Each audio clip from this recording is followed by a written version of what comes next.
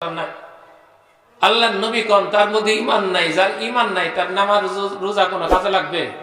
জোরে কোন, জোরে কোন, একটু চিল্লায় বলতে হবে।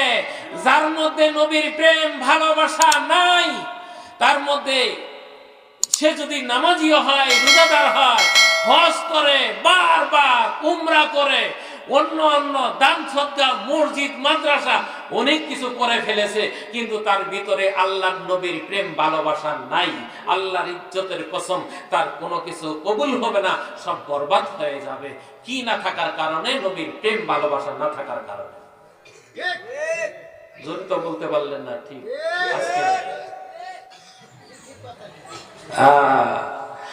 এই জন্য আমার আল্লাহ ডাক দেয়া বললেন, কুল ইন কুনতুম তুহিব্বুনাল্লাহ ফাত্তাবিউনি ইউহিব্বুকুমুল্লাহ ওয়া ইয়াগফির লাকুম যুনুবাকুম আল্লাহু গফুরুর রহিম। আমার আল্লাহ বললেন, আমি আল্লাহকে কুল, হে নবী বলে দেন, ইন কুনতুম তুহিব্বুনাল্লাহ, যদি তোমরা আল্লাহকে ভালোবাসতে চাও, আল্লাহকে মহব্বত করতে চাও, ফাত্তাবিউনি, আমার ইত্তেবা করো, আমার অনুসরণ করো।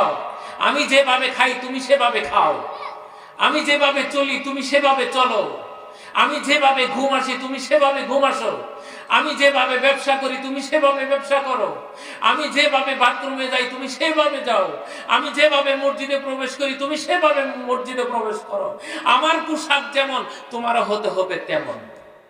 সুবহানাল্লাহ বলেন। আরো কথা আছে, আমার অনুসরণ যদি তুমি করতে পারো, ইউহিব্বুকুমুল্লাহ, তাহলে আল্লাহকে ভালোবাসা হবে।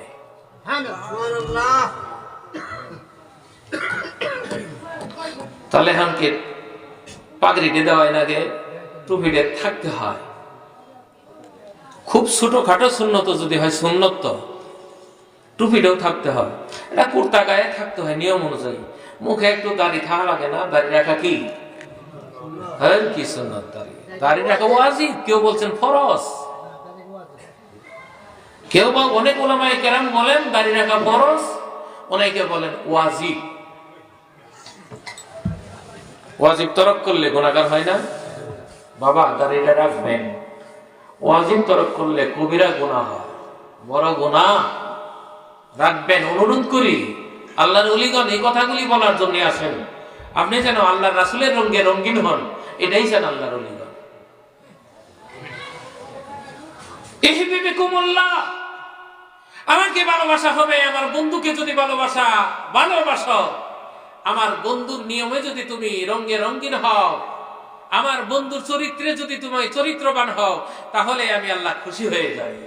আমাকে ভালোবাসা হয় যখন তুমি আমাকে ভালোবাসলা, আমার বন্ধুর নিয়মের মাধ্যমে, আমার বন্ধুর সুন্নতের মাধ্যমে, তরিকার মাধ্যমে আমাকে যখন ভালোবাসলা, আমি আল্লাহ ওয়া ইয়াগফির লাকুম যুনুবাকুম, আমি আল্লাহর ইজ্জতের কসম তোমার গুনাহগুলি আমি আল্লাহ মাফ করে দেব। সুবহানাল্লাহ। ইন্নাহু হুয়াল গাফুরুর রহিম। আল্লাহর চাইতে কেউ ক্ষমাকারী আছে? আরো আল্লাহর চাইতে বড় ক্ষমাকারী কেউ আছে?